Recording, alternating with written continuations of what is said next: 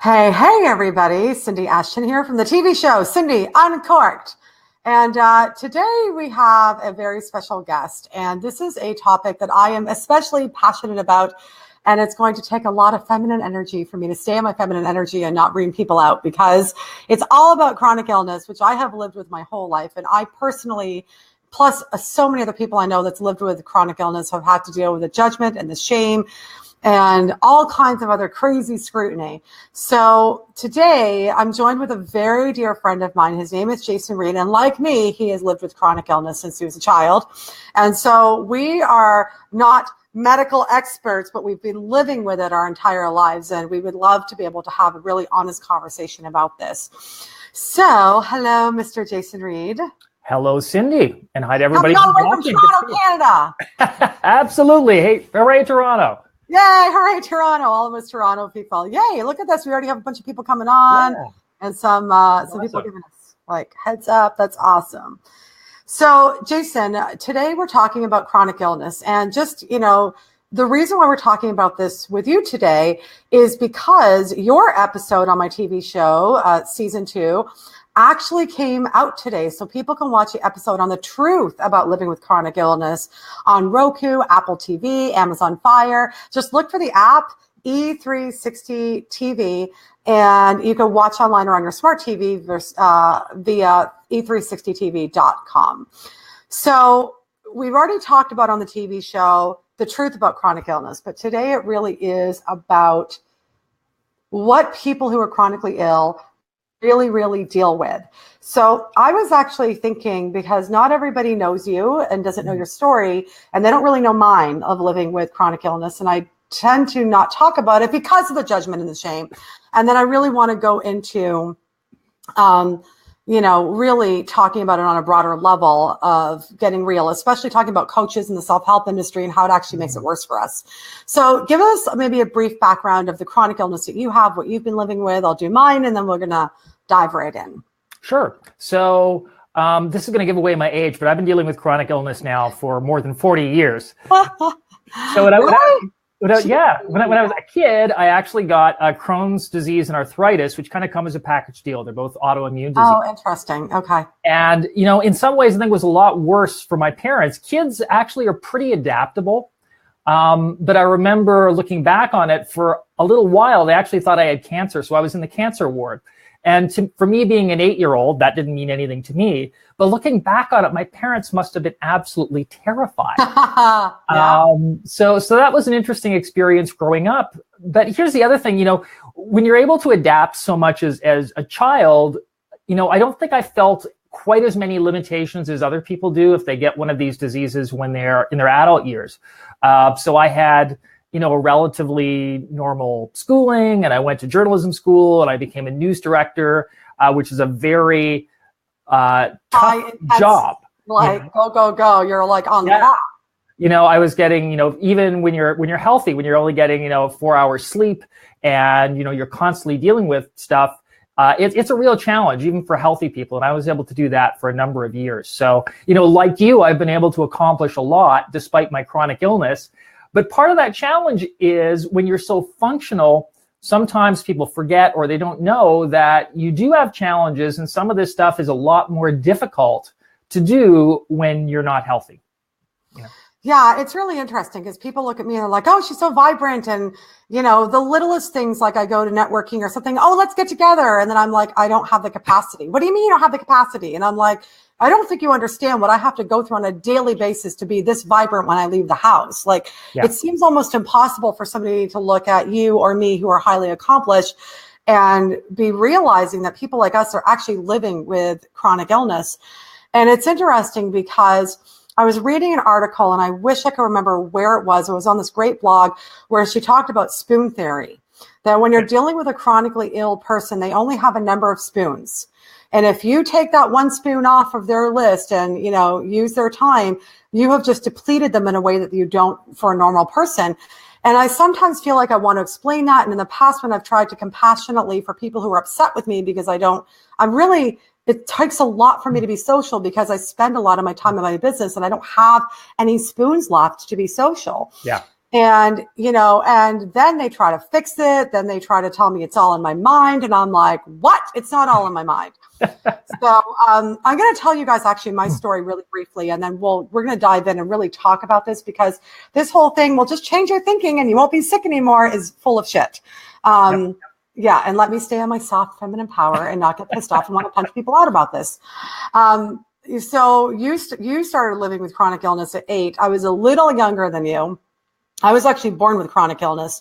So I was born with heart failure and a 20% chance of living, and the whole left side of my body was structurally damaged. So what that meant is I had my very first heart surgery at age 11 days, and they saved my life. I got through that 20%. I'm a bit of a rebel. And I had multiple surgeries after that, and they didn't think I would live past my teens. But because the left side of my body was structurally damaged as well, I had to wear casts on my legs to be able to walk, let alone become a performer and a speaker and a dancer and all these things I've accomplished.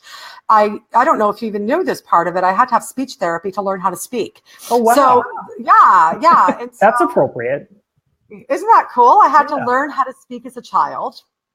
And then I ended up going to opera and speaking and training speakers for a living, even though I had a heavy lisp and couldn't articulate and couldn't speak properly. So it's pretty crazy and it's pretty amazing. But, because of all the surgeries and all the trauma my body's been through, and at the time, people don't know what they don't know. I mean, in today's age, we would know that we would need to, take a child and we would need to give them chiropractic. We would need to be able to, give them massage therapy and work on their scar tissue, So I had all this cutting through bones and tissues and nerves and muscles. And, my whole life I've lived in chronic pain. And until I was 29 years old, I didn't sleep through the night. The pain was that bad. Wow. And it's really interesting because, for a while I got sucked into that whole secret and your thoughts create reality. And I started to feel really ashamed of what's wrong with me. Why did I create this? And why can't I just change my thoughts? And, for example, if you have scar tissue, you can't change your thoughts on that, honey. You got to go and get help for somebody to break that scar tissue down so the pain releases. You can think all you want to. But that's just one example of how we get constantly shamed around our illness, around why did you manifest this? I'm sorry, are we not supposed to not have challenges in life? We all have challenges. So should we all be shamed for having challenges? Ours happens to be chronic illness. Anyways, I'm getting off on a soapbox because this is my big passion message. But talk to me, Jason, about your thoughts on some of the judgments and the shaming that happens with chronically ill people. Yeah, it's interesting you mentioned the whole scar tissue issue because I'm dealing with the same thing. Only with me, my scar tissue is in my gut. So I'm going through all of these things right now. And, it's difficult sometimes even just to go on Facebook, just to see all of the messages, because I do know a lot of coaches. I do know a lot of people in the self-help industry. I know a lot of people in the alternative health industry. And frankly, there's a lot of bullshit out there. I just got to be straightforward. Get uncorked, baby. Get uncorked. Yeah. So, I see stuff like, people who are into, healthy living and stuff, writing stuff like 99% of diseases are related to lifestyle. And I'm like, well, that is demonstrably not true. That's just not true. And can we deal with a few truths here? Okay, we're human beings. We all die. And being sick, even though it's not optimal, it is natural. Everybody will be sick at some point. So having this idea that somehow, as long as we have good thoughts, and as long as, we eat the right foods and get the right exercise, things will be perfect. That doesn't always work for a lot of people. Right. Sadly, all this positive thinking stuff, it's not that, it's not that I'm against it, but it's like, that's not really the whole story. You know what I'm saying? That's just not the whole story. Yeah, people have to be realistic. I think one of the things that happens here is people take something that is somewhat true some of the time and expand it to, this is always true, right? Right.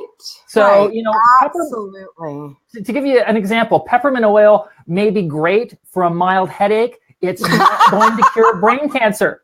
Yes. It just isn't. And just say, this is great for every headache. It's like, no, it's not. Well, my favorite is, Cindy, will you still, because I have congenital heart, issues. And after my last heart surgery at 14, they said, you're going to need another one. And, and I've been given till age 60 to live. And I'm like, F you, as if I'm going to be like outliving Betty White. But here's the thing. They were like, well, just change your thoughts. And I'm like, excuse me.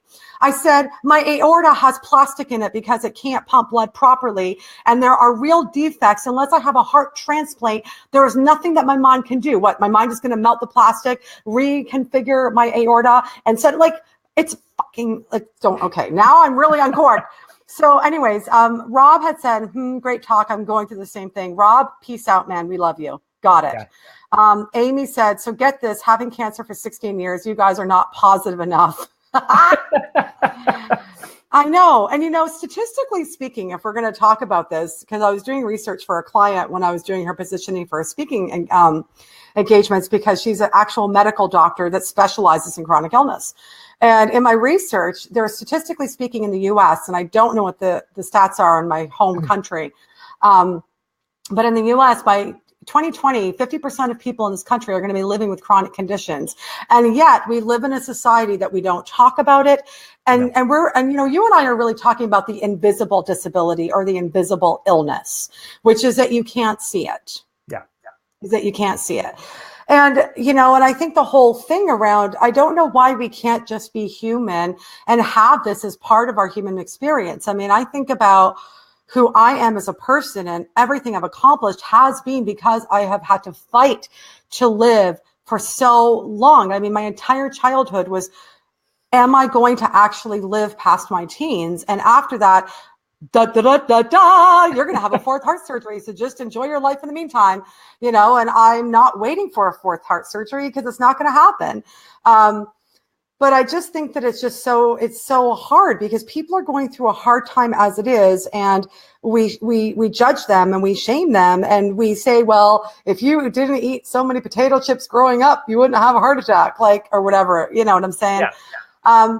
But I think the other piece that I want to talk about is this whole issue around when we do try to put boundaries on, what happens? Go for it, Jason. Because otherwise I'm going to be like, yeah, I mean, on a positive note, one of the things I think we have to accept when we have an incurable disease is accepting that we have an incurable disease or condition. I think it's important mentally to understand that we have that. Now, that doesn't mean we have to accept being miserable in life. There's a phrase in the chronic illness world, suffering is optional, right? So there's some things we have to accept, but also we have to realize that there are some things that we can control. Sometimes it's a little bit difficult to do so, but when I was growing up, I really tried not to put limits on myself. Again, you have to be realistic. There was no way that I was going to become a professional NFL football player. Just not going to happen. Right. But there was still a lot of stuff that was open to me, and I knew if I wanted something bad enough and I enjoyed it, and that's a huge thing. If there's something out there that you do enjoy, I would suggest, if you have a chronic illness, is, trying to reach that.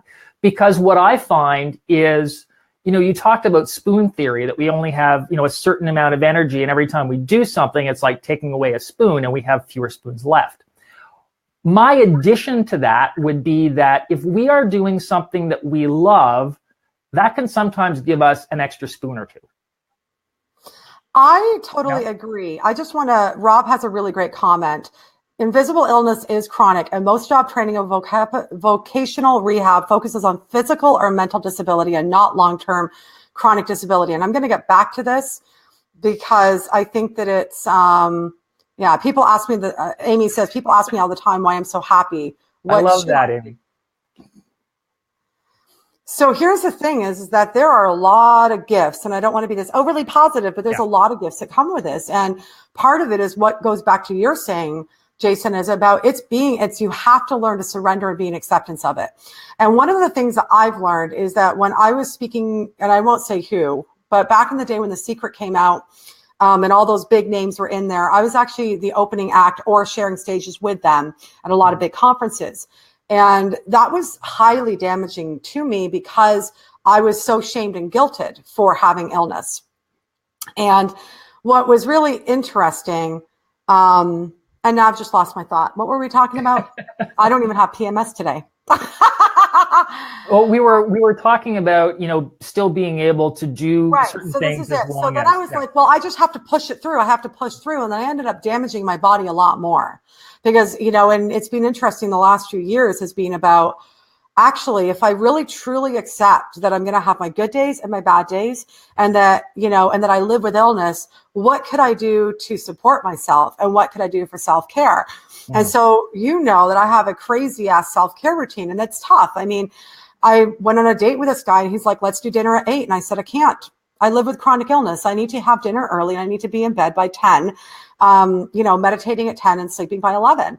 And there will be the occasional time when I will go out till midnight, but I got to make sure I've got nothing to do for the next 2 days because I know I'm paying for it in the next 2 days, And that's the level of control that I have to have on my life.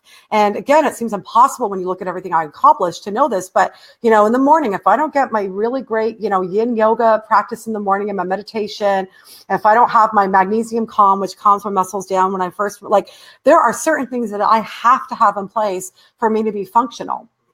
And I think that the message that I'm trying to tell everybody else is about when you really accept that you're going to have shitty days and great days is when you can start to, and when you really accept your condition is when you can actually create your life around it. And, one of my realizations is that when I had my abdominal surgery almost 3 years ago now, Jason, that I lost my 6-figure business because I make my money standing on a stage and teaching other people to stand on a stage. And I make my money singing on a stage. And it was really an eye-opener to me that if I have another illness, and, that surgery took 2 years to really overcome, and we've just been dealing with my scar tissue around it. So glad that I can do stairs without pain now again. But I hear you. That was a wake-up call. But in the acceptance of what was happening, I had this realization that if I was going to build my business up, I had to do things a lot differently, that it wasn't all reliant on me. Yeah. And, and that's the thing is you have to understand where your limitations are, where your boundaries are, and what makes you brilliant, because I feel like I'm more brilliant because of living with chronic illness. And when we can own all of it is when we can really make changes that are positive. And so now, with my speaking business, I have a business partner Mark Villarreal, who's amazing. And he's awesome because I can, I can really, I can tell him I'm having a really bad pain day. I'm going to sound edgy and bitchy because I'm in so much pain. And please don't take it personal. And he's like, no problem, or I can tell him, listen, I'm having a really bad bout right now. I need to do less work this week. And then I'll make it up when I feel better. And he's been really amazing, but it has taken, I guess I'm 42, almost 43 next month. It has taken a lifetime of having to learn to love myself through it and love all parts of the illness and love my good days and my bad days. And, last week, Saturday was a bitch, man. And it's like, I still have days where the pain levels are really bad. And Saturday, I was like, it's not you, it's not you. And what I've had to do is write little notes to myself to remind myself that that's not really who I am. The pain is not really who I am, and it's going to be okay. I just have to keep resting. I can't push. And when it decides to release, it decides to release, Yeah, I think you bring up a really good point in that even though we have to accept the fact that we have this chronic illness, I think the one important thing is not to be defined by it. And this is something that I have fought against for most of my life when I find myself, going into that mind space where suddenly I'm identified with my illness. It's like, no, that's not who I am. Right. And even for a number of years when I was a chronic illness keynote speaker, which I still do, and I'd written a book on chronic illness, there was part of me that just thought to myself, you know what? It would be nice, Jason, if you could also do something else. You have a lot of strengths. Just because I just did not want to be identified, even just in my own head, with my illness, because I'm so many more things than that. But you're right, having a chronic condition does bring, what I would call gifts. I mean, it makes you a lot more self-aware, for instance. It gives you a certain amount of perspective on the world. When you go through, for me, every couple of years, I often go through a very dangerous situation when I'm in emergency. I've been in intensive care. You don't know whether you're going to live or die. And that gives you a certain perspective on life, that when you do come out and join the real world again, you view it in a very different way. And I think in a much better way, a way that allows you to get more fulfillment from life. Yeah. Yeah. I mean, I cherish those days where I feel really good, you know, and I cherish so many things that I wouldn't have. I mean, that's why I fight so hard for my business, fight so hard for my TV show, fight so hard to make the impact that I do. And I've done amazing, but it's because I understand the value. We've got some great comments coming up. Rob, I hear you. You know, he had lost his business in 2016 as well. Wow. He had a great business. But yeah, I mean, it's tough. People don't realize, and what makes it tougher is that there's really nothing out there. I mean, this is another topic of, there is so much out there in the world to help somebody if they're blind, if they're deaf, if they're in a wheelchair. And, you know, it's, you know, and yet there's nothing for us to give us support except for shame and judgment and guilt. And, you know, I remember, Jason, you came when I was recovering from my abdominal surgery. My beautiful friend, Albin Wilson, knew I couldn't even take care of myself. I was about a year and a half after surgery, and I still couldn't take care of myself. And he said, please come live in my beautiful cottage. And he gave me his cottage in upstate New York. You came and stayed with me with your lovely, significant woman, significant partner. And I remember we went to a concert, and I was having a very bad pain weekend. Yeah. And you had a cane because you were having an issue, and I didn't have a cane. And we got to the concert, and we both asked for seats because at this point, all the seats were gone. And she said yes to you and no to me because I looked fine. And I said, well, I have a heart condition. And she still didn't hear it. And I had to get really aggressive and pull my top down and say, look at my scars. And it's like, oh my God, are you fucking kidding me? You know, I shouldn't have to, like, it's ridiculous, but we're also not believed, you know? We have so many great comments. So Melissa has this is a major comment. So thank you both for shedding light on this topic. I was diagnosed with Crohn's, which is what Jason has 15 years ago. Many years of struggles. I've strived for excellence despite my disease, which sometimes comes back to bite me. Yeah, because we want to like go for it, and then our illness is like kicks us in the ass. I've tried hard to not let it hold me back by doing too much and getting burnt out. Boundaries are so important. Yeah. I find by setting a high standard and having invisible disease, people expect more from you and don't understand when you're not well. Yeah. I work in health and wellness because it's become my passion to let others, and but often feel shamed when I need to rest, like I manifested. I was even told it was my fault for not having enough faith, and dealt with the guilt for that for a long time. Oh, honey, Melissa, thank you for sharing. I totally hear you. Oh my God.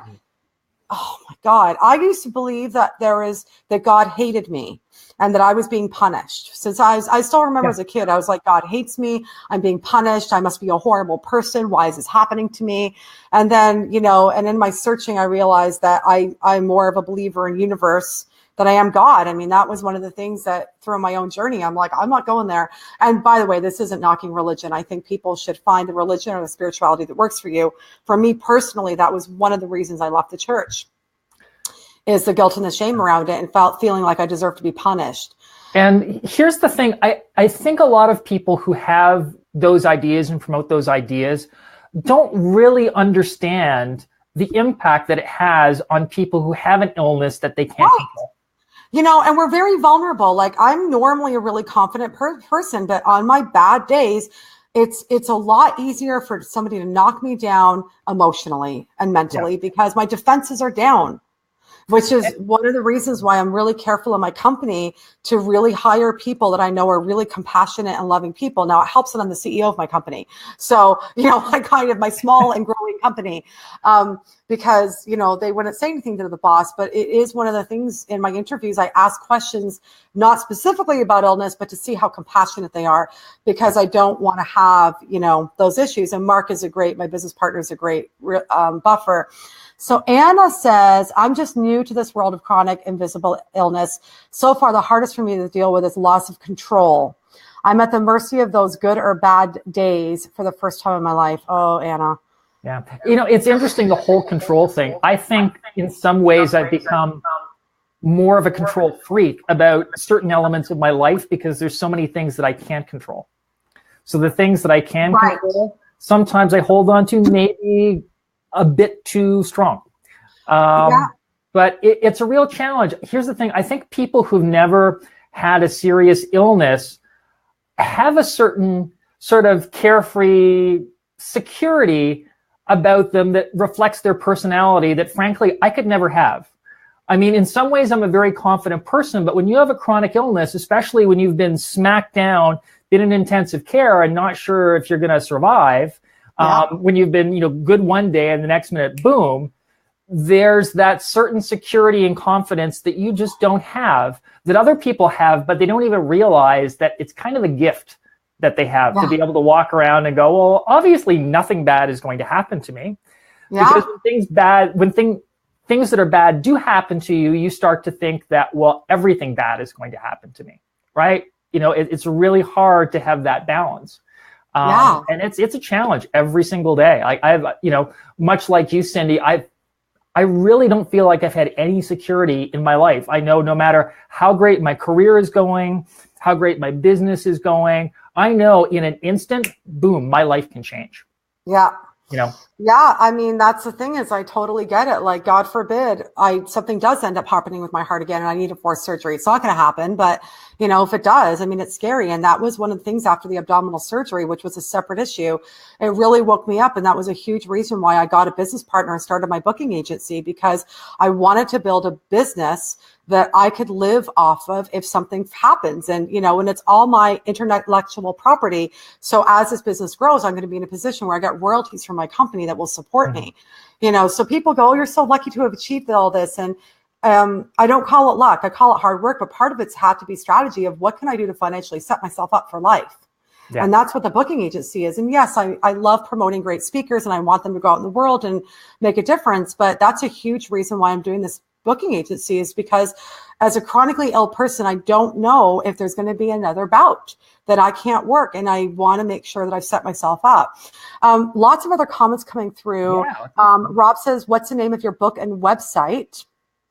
Let me just pull that back up for you. chronicillnesskeynote-speaker.com. Is your book on there? Yes. Jason? So if you go to chronicillnesskeynote-speaker.com and you scroll down, there's actually a whole section on my book, including a link where you can order it off Amazon, either as a paperback or Kindle. Okay, awesome. Yeah. There's a few more comments I want to read, but something I really want to talk about is this whole thing that one of the reasons why I don't talk a lot about my illness that publicly is because I have all these people decide to try to fix the problem or decide to message me about their sweet berry juice, because apparently the sweet berry juice is going to heal my heart problems. And my chronic pain from all the scar tissue. I mean, stop trying to help people. Just stop it. And stop trying to make business off of us. Ask us questions and see if A, we're open, and B, actually get to understand what the problem is. Before you go and pitch yourself, like trying to sell me some berry juice or isogenics or something. It's like, I have the cleanest diet. I have a chiropractor. I have a naturopathic doctor. Like, I don't need that stuff. The pain that I live in, depending on the day, is directly related to the scar tissue in my body and all the keloids, which is the extra scar tissue that came up, as well as all the misalignment in my body. And it's like, you're trying to sell me this product and you're in my space, and then you're trying to tell me that, just stop it. So for those of you who do it, just stop it, and if you really feel like you can help someone, actually get to know them deeper, really get to understand what their condition is. And to be really honest, I think a lot of these things these shakes and everything people are selling is dangerous.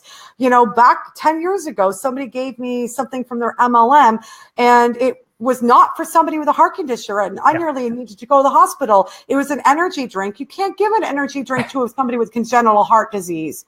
And this is interesting, Cindy, because with what I have, with all the scar tissue in my gut, I can't tolerate fiber. I can't tolerate all of the good foods, which is, a shaming thing if people see the way I eat. But I can't tell you the number of people who've tried to sell me something with, oh, it's got lots of fiber. It's great for you. It's great for you. It's like, if I took that, I would be in emergency in 1 hour, possibly dead in 3. So yeah, people have no idea that a lot of the stuff that they're selling, even though it may not be dangerous to them, may be dangerous to somebody else with a condition. Yeah, and I love that people want to make money off their MLMs, but I think the health space is dangerous to be selling stuff when you don't know people's conditions, and that's just my opinion, and I don't want to take away people's livelihood, but, I think it's dangerous. Yeah, there's also, my nephew also has Crohn's, and he's in some ways had a tougher time of it than I have, particularly with his job. And he went into work one day and they basically gave him his walking papers, fired him. And they basically said, you're not doing enough for your illness. There's a cure out there and you're not taking it. And he sent me this link to this cure, which is some sort of drink that you're supposed to drink that's supposed to clear out your insides. And I did a bit of research. And it turns out you're supposed to mix this drink with orange juice. And when you do, it turns into industrial bleach. Oh, my They literally have people drinking bleach. Yeah. So not only is it not a cure, but it's very dangerous. But because people believe everything that's out there on the internet, they go, well, why aren't you cured? There's a cure right here. So I want to take a little, because we've got a lot of comments that I actually want to start going through in a second, but I want to take a little break. For those of you watching, Cindy Uncorked is a TV show. We do these provocative topics every single week. If you want to get on our email list to get a weekly email on them, go to cindyuncorked.com, cindyuncorked.com. You'll get a weekly email with a provocative topic of the week and the replay. Plus, I still have all my celebrity interviews from the Oscars I'm going to be releasing soon. Also, if you want to see past episodes, go to youtube.com/Cindy Ashton and just look for the playlist provocative topics, because we're always tackling really great topics. And if you want to watch the TV show, we are on Roku, Apple TV, Amazon Fire. Just look for the app E360 TV, or you can watch online or from your smart TV, e360tv.com. So just to give you those links, and Jason is on season 2, episode 3. So, okay, we've got a lot of comments. Hold on a second. Let's go through them. So Amy says, I'm a patient advocate, so I run back and forth all the time and defining myself. Oh yeah, good. I have a love-hate relationship with myself. It does get easier. We've already done that. Rob, Cindy, make sure you're paying into self-employment, and if I need to be you can get SSDI. Okay, that's cool. So I am Canadian, but I have a green card in the US. So thank you very much, Rob. I'm actually going to write that down when we exit this so I can get that. Gluten-free is the right way to be. Yeah. So I'm low gluten, because again, gluten has a lot of sugar and it's GMOs, and it triggers my muscle spasms and all that stuff. Okay. So Amy will say you're going to need a little turmeric. I love turmeric. I cook a lot with it, and then it'll be just fine. She's hysterical. She's just having a good time with all this. So, wow, we've got like Kathleen. She's a wonderful person. We actually wrote a song together years ago. Amazing singer, amazing jazz pianist, amazing human being. So you are such inspiring life warriors in spite of serious health challenges, and somebody needs new glasses. Oh my God. Keep embracing all that lifts you up and heals your body. Yoga, meditation, healthy diet. Yep. All those things are healing and uplifting. Stay true to yourself. You're a shining star. That's very sweet. Big love and hugs. Thank you. Yeah. Rob says MLMs are misguided, and most of these supplements do not apply to chronic illness. You need to be careful. And that's 50% of the population has a chronic condition. So Jason, is there anything that we haven't talked about yet around this topic? I mean, we've really gotten uncorked today. We really have. I think that maybe let's just leave our viewers with some tips of how to manage chronic illness, especially because more and more people are dealing with it. Especially in the US, they've got stuff in the food here that's like banned everywhere else in the world. It's like, good God. But we're in all the pollutants, people are just getting sicker and sicker. So I think that it's, so let's maybe give them some yeah, so Shelly actually has a question. So let's give some tips and I'll answer Shelly's question. She's awesome, by the way. She's another person who's a badass, awesome, wonderful human being. So I'm a walking miracle. Thank you. I think Jason is as well. I'm unstoppable sometimes. Your can-do attitude is incredibly inspiring. Thank you. I do have my days where I just want to throw shit against the wall. Can you speak on how to empower yourself to take control of your health? So yeah, let's go through maybe some tips. I realize we're going over our half an hour that we normally do these provocative topics, but this is a really important one. So Jason, let's both maybe talk about taking control of your health and what we can do. I think you've brought up one of the most important things, Cindy, and that is, as much as you can, try and surround yourself with people who do understand you, who are empathetic to your condition. One of the worst situations you can get yourself in is be surrounded by people who are very judgy, who don't understand. When you're doing that, you're spending a lot of mental energy, with the hamster wheel spinning around, and partially the self-loathing, and then you don't like somebody else, and then you think, it's just, we don't have a lot of energy to begin with, so we need to be very selective in who we spend time with, and I think that's probably the number one thing. Yeah. And I think that it's important to educate our friends around, when I'm having a bad day, you don't need to feel sorry for me and you don't need to try to fix it. But if I want to talk, just listen and love me. So it's like, if you are having a bad day, Jason, you'll see sometimes I'm like, I love you, because that's all I can do. I'm not going to make you feel worse about yourself, and I'm not going to try to fix it because it's not fixable and you didn't ask for my help. So I think part of it is surrounding yourself with good people, but I think it's also educating them, but without taking your power away and over explaining. Yeah. That's the big thing. Sometimes I feel, sorry, go ahead. Yeah, when I wrote my book, which was in large part about working with chronic illness, one of the things I talk about is making sure you don't over explain or over apologize. When you do talk to people about this, keep it short. Try and take the emotion out of it if you can, because that just makes it easier to talk about. If you just talk about facts and talk about things without that emotion in your voice, it makes it much, much easier for people to understand that and connect with you. Yeah. And I have learned, because it's really easy for me to fly off the handle with this, because it's been 42, almost 43 years of dealing with it.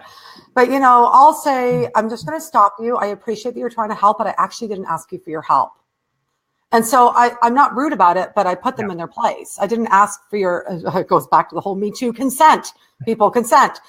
So that's one of those things. And I've had to really learn of, with people who I'm not close to, well, why can't you get together? It was so great to meet you at this event. I want to get together, and it's like, I don't explain. I mean, because sometimes I'll be like, well, I live with illness and I don't have as much capacity. And then they try to fix it.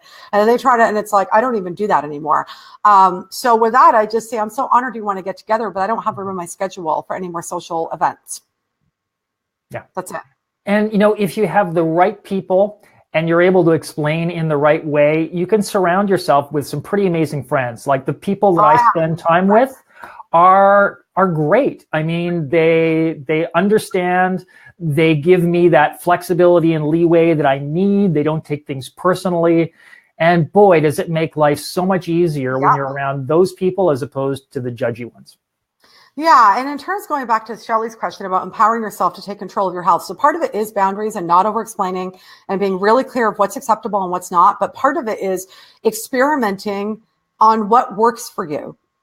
So it's taken me years, but I know what works for me is to, when I wake up in the morning, not force myself out of bed. So before I had my booking agency, I wouldn't even take my first appointment till 10. Now I'm always up at 5 or 6, but if I'm having a bad morning, I don't have to necessarily start to 10 if I don't need to with clients. But if I'm having a great morning, I could be springy out of bed at 6 a.m., do my yoga, and be working by 6:30. Now it's been harder, because my entire team are on the East Coast. So it's actually been really hard trying to navigate that. And this is a new thing for me of I've got a team of whatever relying on me. But I've really learned, I need to be in bed by a certain time. There are certain foods that trigger me off. There are certain foods. I do a lot of home cooking when I go out with friends. My friends are all like me. They're health nuts, but sometimes I have a business thing, a business relationship. I direct it to the restaurant that I know that I can eat at so that I'm not eating crap, So it's been a lot of experimenting, like I know that raw reserve berry flavor, because it's delicious, and calm every day and cranberry juice every day helps me feel really good. And without those, I do feel a difference in my body. I know that yin yoga, not hatha, not vinyasa, yin yoga, deep stretching for a long time releases a lot of the muscle spasms. So in terms of empowering yourself is about doing your own education, going to real professionals. Like, I mean, I have hired osteopaths and chiropractors and naturopaths and natural medicine doctors and Chinese medicine doctors. Like, it has been a lifetime of trying different professionals, but I'm going to actual professionals who are experts in this and not some coach who goes, I'm going to help you be positive and overcome your illness. Fuck you. So I think that it's it is. I mean, it's about taking control back on every level of your life and finding what works for you, as well as looking at your financial situation and what could I be doing for work where I could be supporting myself, and setting myself up financially in case something gets worse. And one other thing I'd also mention to all of this, Cindy, is sometimes when we're ill, what happens is, a lot of people are very giving to us. And what I find is the more that we can find ways to do things for other people, even if they're small things, just to, make somebody's day, whether it's a kind word or doing something for someone, that makes you feel so much better, because it's not, when you're always receiving, that tends to do a number on your head, right? You sort of feel like you're a victim and you always need help. But when you go out and help other people, even if it's a small thing, even just doing something like that every single day will actually, to a certain degree, change your mindset and make you feel a little bit better about your illness, and more realistic too, that you've got good days, bad days, good hours, bad hours. There's times where you're going to make a great difference to people's lives. Other times where, you're going to need that love coming in from others. Yeah. And that's beautiful. So, I think that we're pretty much near the end. We've talked a lot about this topic. We've had amazing comments come through. I'm really glad that this is the comments are great. Yeah. I want to go through all the links, and also, but before we go, next week's provocative topic is teaching the pleasure side of sex to children with Dr. Erin Findlay. Should we be talking about sex in terms of pleasure to children as opposed to just about STDs? So we're going to be going into that topic next week. So come back to us 5 p.m. Pacific next week, and that's going to be a very hot topic. Oh, no, that's not next week. That's in 2 weeks from now. Bad, Cindy. That's in 2 weeks from now. I'm sorry. We have Bruce Fredenberg on next week. I'm just very excited to talk about sex. What can I say? You just went for the sex immediately. I can't help it. I'm a nymphomaniac. I'm kidding. I'm not. Although I do have the potential to be. However, next week is Bruce Fredenberg. We're actually going to talk about the female versus a male brain, which is going to be really interesting. So, Jason, what people don't realize is that, you've got your chronic illness keynotespeaker.com where they can get your book and they can hire you as a speaker, and you're a great speaker. But you actually, as your day job, work with me a lot and have your own business called powerstorymaster.com. You are a master at helping speakers to deliver their talks and speak from the stage and make money off of it and deliver their stories. But you also work with our agency. We actually hire you to do some work for us as well. So it's really cool. If you want to make sure you're getting these provocative topics, go to cindyuncorked.com, get on the list. If you want to see past topics or future topics, subscribe to our YouTube channel.com/Cindy Ashton. And you can watch the TV show Cindy Uncorked on Roku, Apple TV, Amazon Fire, on E360 TV app, or watch online or on your smart TV via e360.com. Wow, you're an awesome technical director. What? I said you're an awesome technical director. Having come from television, you got all the graphic stuff you're talking about, and that's awesome. She's got the power. Yeah, so now I have my very healthy kale chickpea salad, roasted chickpea garlic salad to go eat. So everybody, thank you for this amazing conversation. Jason, thanks for being such a great friend and colleague, and just really being on the page with me, because this was such an important topic. Thank you. And I love you, and I love all the viewers. And keep coming back every Thursday, 5 p.m. Pacific. Thank you. Bye, everyone. Bye-bye. Thanks.